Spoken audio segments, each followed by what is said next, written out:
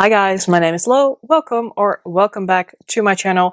Here I usually discuss luxury and contemporary handbags, but it is the first and, may I add, very gloomy weekend of December, which means that it is time to cover fashion news of the month before, namely November 2025. Now, this month hasn't been super eventful compared to some other months we've had this year, but we still have some interesting topics to discuss, so let's dive into it. And I want to start off with some major movements happening at luxury fashion houses. Some big news that we saw this month is that Olivier Rousteing is exiting Balmain, and he's stepping down as creative director after 14 years. And his exit closes one of the longest and most viable designer tenures in the 21st century. Rousteing started in April 2011 at the age of only 25. Can you imagine? What were you doing when you were 25 years old?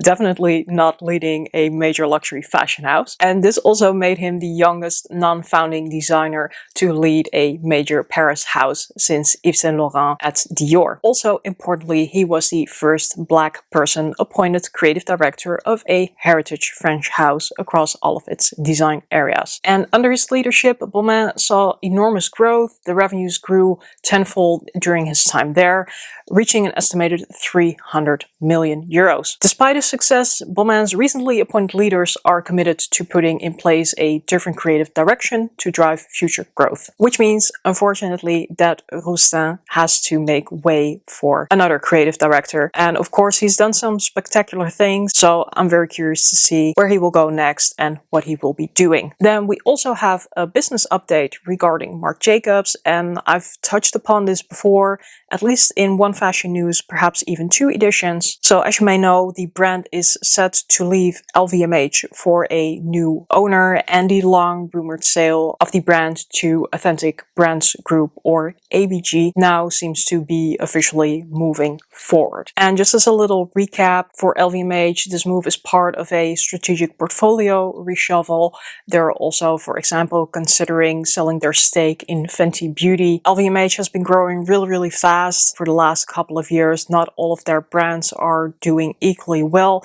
I think they are trying to figure out their future direction, which may be more aimed towards exclusive luxury brands like Louis Vuitton. And Marc Jacobs just didn't really seem to be a good fit for the portfolio anymore. Next up, I want to cover some topics that are related to legal protection and investment opportunities. So first up, we have a legal victory for Hermès in India, and a pretty big one if you ask me.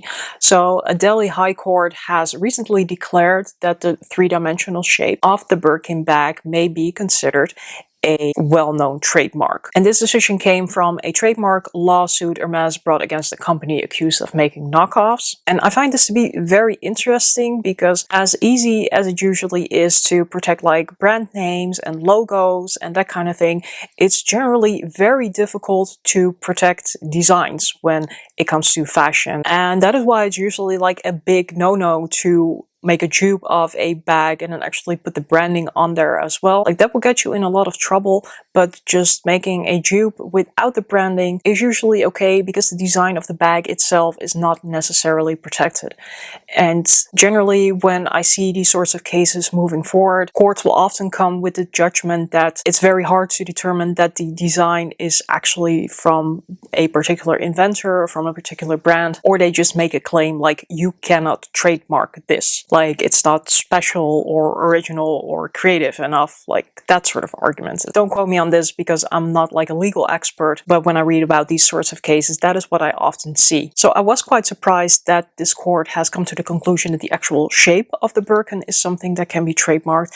And I'm very curious to see if, for example, other brands will follow suit in India, or whether other countries will follow suit, determining that designs can be trademarked more often. So it's an interesting victory. It is also definitely a big one, but on the other hand, it is also very local. Of course, it is just for India, and although I'm sure that is a decent market for Hermès, it would have been a whole different story if this case would have happened in the United States or, for example, in China. Like, can you imagine something like that happening in China, right? So speaking of the Birkin and the Kelly, these are bags that are already often treated as serious investment assets assets. But now a luxury asset investment company called Luxus has actually created a hedge fund dedicated exclusively to Hermès, Birkin and Kelly bags. This strategy is backed by auction house Christie's, and it's based on the idea that these bags perform similarly to gold. Over the past decade, the prices for Hermès, Birkin and Kelly bags have increased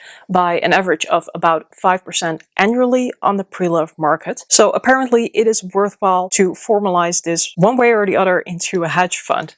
And these funds focus on very specific bags, ensuring that they are in pristine condition. And since high quality counterfeits of Hermès bags are increasing, a core part of the fund's strategy is guaranteeing authentication. Interestingly, while women are the main customers for the bags, men make up the majority of the investors in this fund, but a nice perk for investors is that they get first access to the bags Luxus acquires for the fund, and even at a lower price. So who knows, perhaps more women may be drawn in over time. Now for some fun product news, I want to cover some items that have generated quite a bit of buzz online. We definitely need to talk about the Chanel jacket that has gone viral on TikTok and Instagram.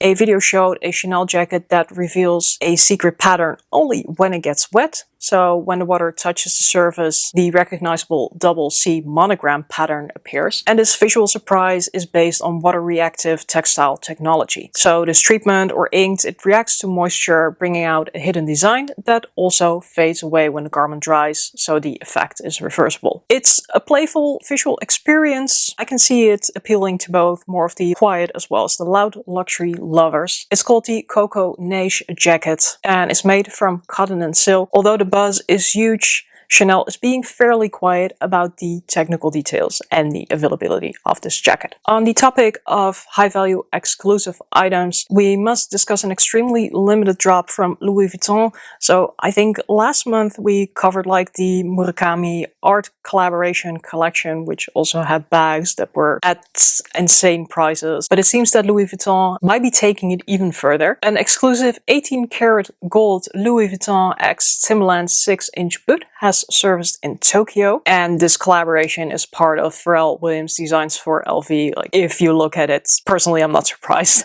So this classic 6-inch boot design features rich Italian leather, the iconic Louis Vuitton monogram applied across the design. It uses 18 karat gold for the Timberland logo on the heel and the LV logo emblem on the tongue. Only 50 pairs of this legendary collaboration exist, and because of the luxurious materials and the extreme scarcity, this boot is valued at $85,000. As with so many things in the luxury fashion world, I am amazed, yet I am also not very much surprised. Honestly, I actually do quite like the Timberland 6-inch boot, but I think this one is a little out of my price range, next to it being perhaps a little bit too loud for a quiet luxury lover like myself. That wraps up the fashion news for November, and like I said, not super eventful, but still it's been quite a month. I think we saw a pretty major shift with Olivier Rousteing leaving Balmain and also Marc Jacobs moving to a new home. On the handbag front, yeah, it's super interesting that the Birkin shape has now officially been recognized as a trademark in India. And in case we didn't already know,